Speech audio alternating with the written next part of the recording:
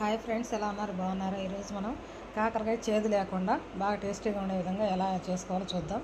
దీనికోసం కాకరకాయ ముక్కల్ని ఇలా చిన్న చిన్న ముక్కలుగా కట్ చేసుకోవాలి. తర్వాత మనం స్టవ్ వెలిగించుకోవాలి.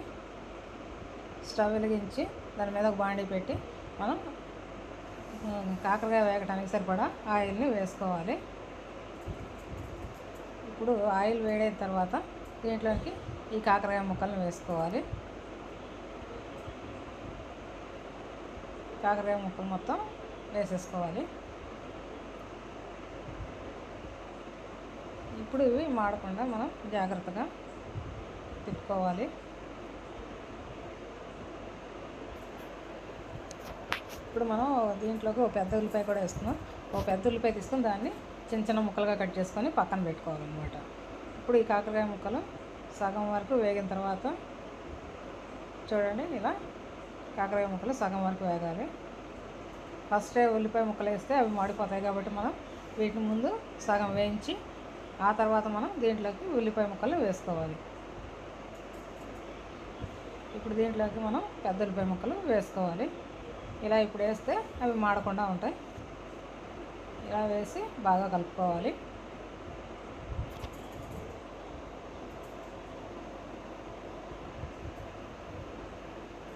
ఇప్పుడు ఈ రెండింటిని మాడకుండా బాగా ఫ్రై చేసుకోవాలి.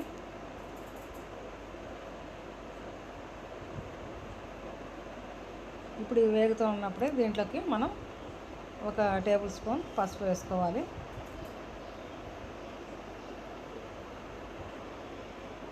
పసుపు వేసి బాగా కలుపుకోవాలి.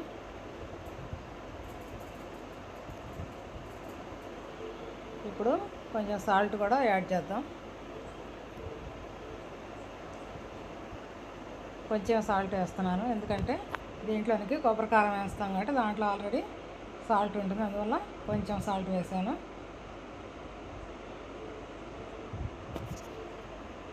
ఇప్పుడు ఇందులోకి వేయించిన శనగపప్పు, కొబ్బరి, చిన్నుల్లిపాయలు వేసి కొబ్బరి కారాన్ని రెడీ చేసి పెట్టుకోవాలి.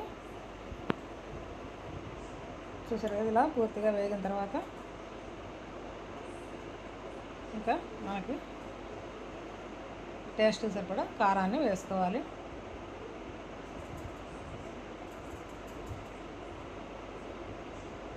ఇది కొబ్బరి కారం. కారాన్ని వేసుకొని ఇప్పుడు స్టవ్ ఆఫ్ చేసి కారాన్ని బాగా మిక్స్ చేసుకోవాలి.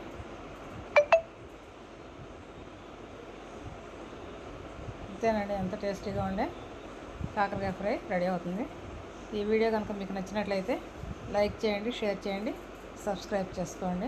Thank you.